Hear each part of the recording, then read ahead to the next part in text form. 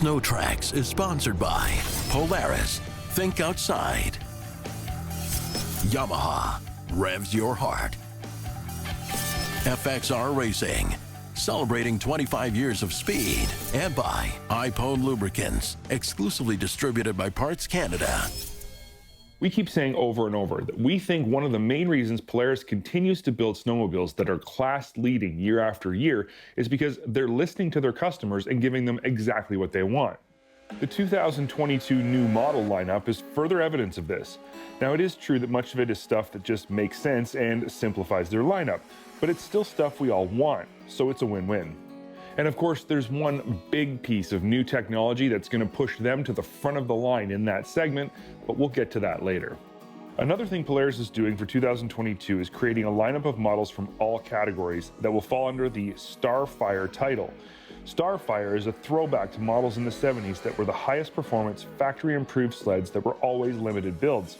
Sleds that fall under the Starfire heading today will, likewise, come with pre-installed upgrades and exclusive features you will only be able to get during SnowCheck. In 2022, the trail-focused Indy lineup includes all of the entry-level models from the Indy Evo all the way up to the Axis-based Indy SP, and all of these models are largely unchanged. In-season XC models will now be in the MATRYX chassis, available with both 650 and 850 engine options and 129 or 137 track choices, and they feature specs similar to the 2021 launch edition. The Adventure has also been moved to the MATRYX and is available only with a 137 skid, but with both engine options and with the 7S display. Starfire Indy models include the VR1, which is unchanged from last season, and the new MATRYX-based Indy XCR, available with both 650 and 850 engine options, as well as both 128 and 136 track lengths. Why do they have 1 inch shorter track lengths than the rest of the lineup, and what does an XCR include that the others don't? First, the tracks are 1 inch shorter because the XCR uses a 2.52 pitch track, which results in a slightly different track length. Second, the XCRs get all the same race-inspired upgrades XCRs have featured in the past, including vented racing brake setups, hollow jack shafts, stronger suspension arms front and rear, four-wheel rear axles, and of course, top-of-the-line Walker Evans Velocity shocks with both high and low-speed compression and rebound control. In 2022, the Axis-based Switchback Assault 144 is replaced by a MATRYX-based Switchback XC146 that's available in-season. It features specifications similar to the 2021 MATRYX Launch Edition.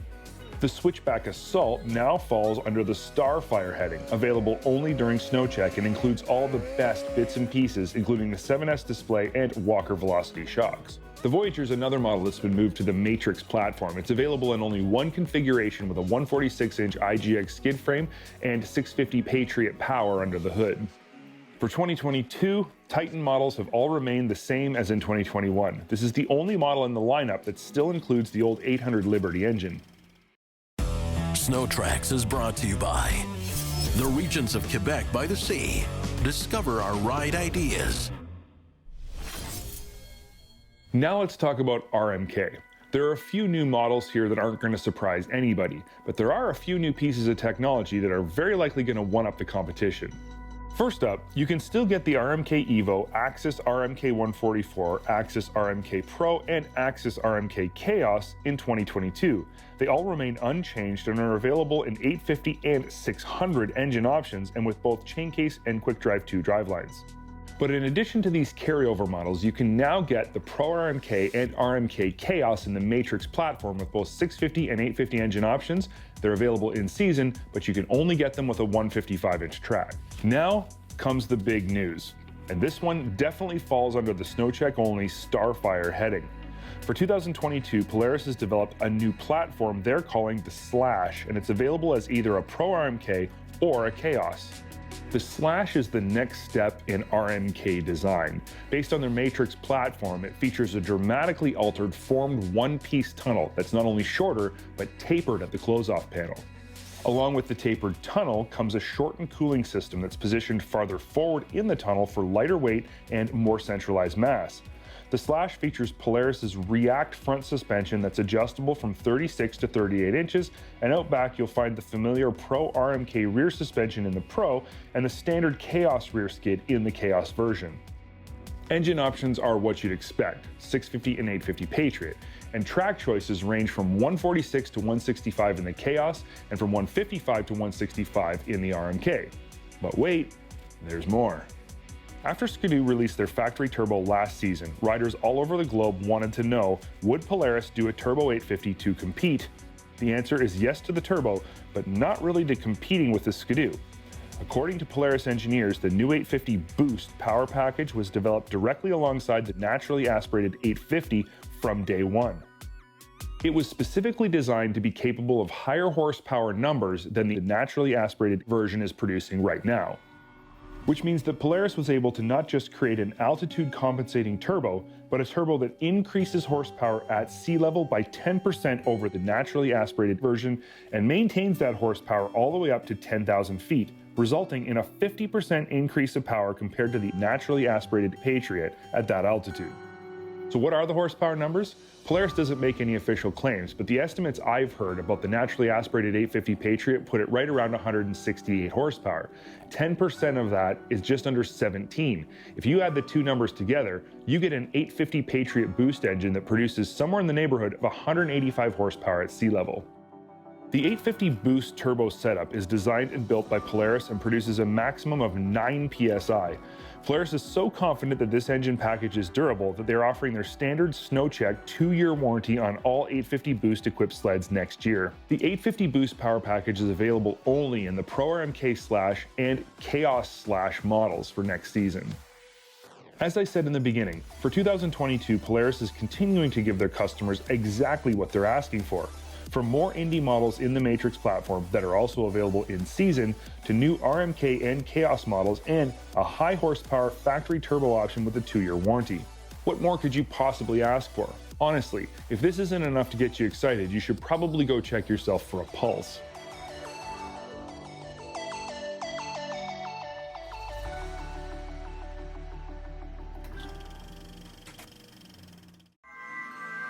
SNOWTRAX is sponsored by Princess Auto. Make it work. Yamaha has big news for model year 2022.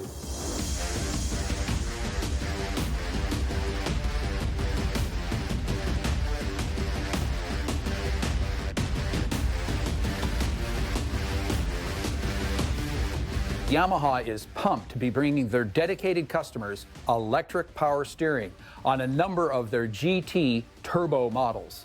If you've wondered why there are so many die-hard Apex and Vector owners who seem disinterested in dealing their ride for a new copy, according to Yamaha, a significant number of these Yamaha fans won't move up until there's a Yamaha with EPS. The new Yamaha EPS system apportions assist in tandem with your speed and handlebar inputs. As speed climbs, assist is subtly reduced, providing strong on-center feel at high speed while allowing effortless, aggressive bar sawing at lower speeds. Here's a bonus. The new EPS system is a full 3 pounds lighter than the system used on the Apex and Vector. The 180 horsepower turbo Sidewinder lineup has 3 new additions for 22. First, all GT turbo models will get EPS. Specifically, there are 2 GT models with EPS in model year 22, the LTX GT EPS and the STX GT EPS. The GT customer profile plays to the big mile, hardcore trail rider who appreciates the benefits of electric power steering. There's another new winder for 22 as well. It's the Ltx Le Qs3r. This model comes with Fox QS3R dampers. These super easy to adjust shocks are rapidly becoming the benchmark for excellent ride quality. The R suffix now denotes added rebound control. The Transporter Lite 2-Up is a new model for 22. It is based on the wildly successful SX Venom architecture and more specifically on last year's Transporter Lite 1-Up. This snowmobile is turning heads in the business. To say the Transporter Lite and 2-Up are capable is a gross understatement. A 146-inch, 1.5 lug by 15 wide sneaker provides imposing deep snow capability. This capability is in no small way linked to the sled's overall lightweight and torquey grunt from its 400cc two-stroke power valve single. The addition of a 2-Up saddle and an anti-sway bar makes this plucky ride extra versatile. It's no secret Yamaha dealers continue to weep tears of joy after last year's arrival of the 154 and 165 Mountain Max models powered by potent SDI 800cc two-stroke engines and suspended by a revolutionary single-beam rear suspension. Relax, both Mountain Max variants return for model year 22. In addition to these highly competitive rides, Yamaha is adding a new Mountain Max 154 SL. What's SL stand for? Super Light. Early indications are the new 800 Super Light Max drops 25 pounds of weight compared to a straight 154. This is no small deal. OEMs agonize over carving 10 pounds out of a vertical sled. To shed this kind of weight is admirable and will immediately make the Super Light Max a high-demand ride for the Western market. What's old is new again at Yamaha. The iconic SRX is back again, only this time it's in a 1970s wrapper. Sit down and absorb the retro look of the ultra-high-performance Sidewinder SRX LE. This sled is dripping with cool and it goes right back to 1977 when the ice ovals were ruled by the lightweight, powerful 440 SRX. The look here is unmistakable and includes a raised gold SRX badge and a custom hand-stitched heated seat with embossed SRX logos. This Sidewinder gets a lowered semi-active IQS front suspension and a 1-inch ripsaw wrapped around 137-inch rails. Lake racers, please note, this particular setup nets the highest top-end velocity among all Sidewinders. Returning this year on all Sidewinders are Yamaha's Strike skis. This is a big deal. These skis deliver dart-free handling and strong initial turn-in. The venerable Viper, with its iconic 1049cc normally aspirated triple-cylinder Genesis engine, returns in the Ltx GT. While this non-turbo GT model does not get EPS, it does come in model year 22 with dual-rate IFS springs and QS3 adjustable damping all the way around. This new front suspension package produces flat, balanced, and aggressive trail handling. Producing power in the 130 horsepower range, this sled is positioned to be the four-stroke competitor for the current herd of 600 and 650cc two-strokes. Model year 22 is a big one for Yamaha. The company has not produced a more balanced and versatile lineup in recent memory. There's a near-perfect balance of turbocharged high-performance models with great-performing entry-level and utility models, many using two-stroke power. Covering the entire snowmobile marketplace has been somewhat of an elusive goal for Yamaha in years past. In model year 22, the company hits the Western vertical customer right between the eyes with lightweight, innovative, and powerful Mountain Max rides. With the company respecting their customers' pocketbooks to an almost unheard-of level, it's safe to say Yamaha is going to have an outstanding year.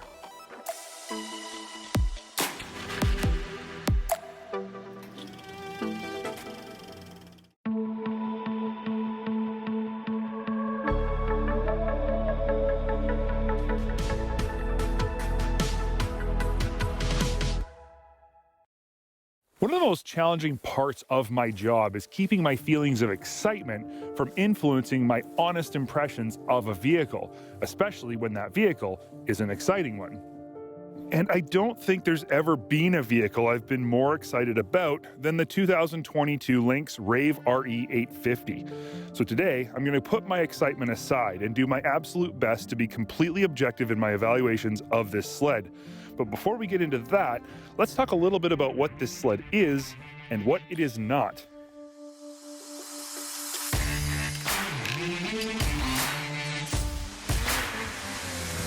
It is not just a Renegade with some visual differences, and it is not designed to perform like a Renegade. The RAVE RE is a purpose-built sled designed to pound big bumps really, really fast. It is not a crossover. The RAVE is a trail sled. What sets it apart from the rest is what kind of trail it's designed for. And finally, the RAVE is not a Skidoo. It's a Lynx, designed by engineers at Lynx and assembled in Finland. Now that we have those points out of the way, we can talk about how it actually performs. Though I do need to add one more note here. I could spend 20 minutes talking about this sled and not cover off everything. In the walk-around videos I did for YouTube, you can get a lot of information about the specific parts that make up the RAVE RE and how it compares to a Renegade XRS. Now I want to talk about how it actually works instead of going over all that stuff again. So I'm just going to touch on some of the most important specs, then move right on to ride impressions. Power comes from BRP's legendary 850 E-Tech mill and is transferred through their incredible P-drive clutch. The sled is built on what Lynx calls the Radian platform, which is basically the G4. Lynx calls this front suspension the LFS Plus, and yes, it is the same as RAS-X. Headlight, gauge, switchgear, and a few plastic bits are also shared, but that's really it. What gives the RAVE RE its personality is a combination of its unique rear suspension, incredible shock package, and unique ergonomics. These things, combined with the stuff I previously mentioned, give it its own unique DNA. Now let's talk about handling.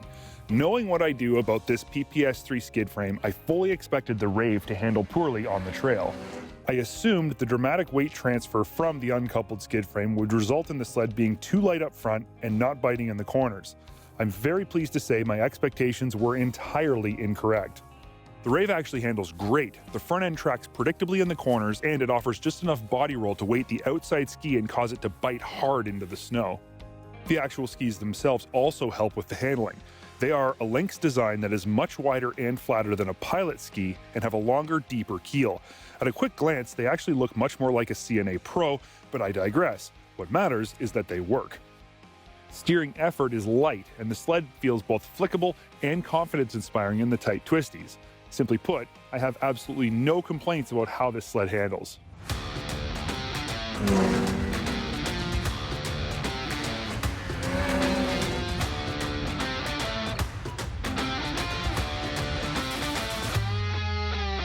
Ergonomically, I find the RAVE fits me great. I'm a taller guy and the overall riding position of the RAVE is fairly upright.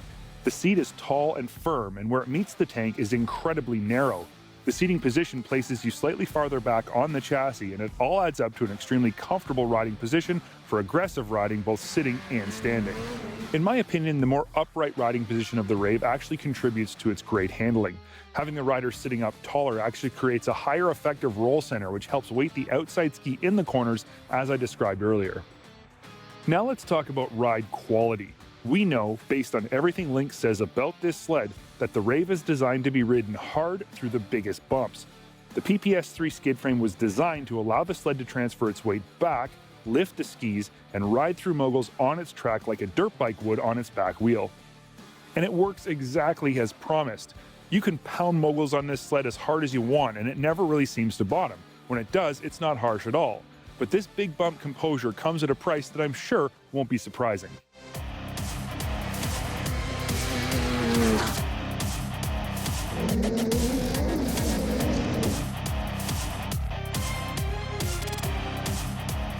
Those massive 46mm Kashima-coated KYB HLCR shocks are awesome, fully adjustable and incredibly capable and tough. However, they are valved extremely stiff. I set all 4 of them to full soft on our RAVE, and even at the softest setting, it still rode very stiff.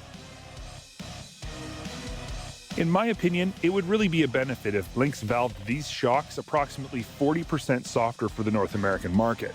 That way you could soften them up if you want to ride smooth trails, but still have lots of adjustment to make them firm enough to handle the biggest bumps you can possibly find. Is this rear end unlivably stiff? No, definitely not. In fact, it's more than livable if you don't mind a bit of a firmer ride. It's certainly not terrible. I just think it could be better with a minimal amount of effort. Now that you have a good handle on how I think the RAVE RE performs, I want to talk a little bit about how it feels to ride. It offers something that is slowly being lost on North American sleds as time goes on. That something is playfulness. Many of us remember Polaris's Pro X in the Pro Ride chassis. If you were going to describe that sled in one word, it would definitely be playful.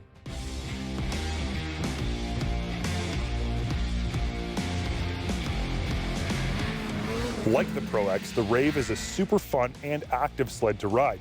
It will lift its skis and wheelie on command. You can even wheelie it through a corner by leaning off the side a bit. It encourages you to move around on the sled, yet requires very little effort to make it do what you want it to do. Is the RAVE RE the perfect sled for everyone? Definitely not, especially not with the shock set so stiff. But if you're the type of rider who doesn't want to just direct the sled where you want it to go, to not just control the sled, but actually become part of the action, to push both its and your limits whenever the opportunity arises. I honestly can't think of a better sled choice than the Lynx RAVE RE 3500/850. With that said, they're only available to order in the spring, so if you want one, you better not waste any time. SNOWTRAX has been sponsored by MBRP Performance Exhaust, built for the victory lap, and by Arctic Cat Snowmobiles.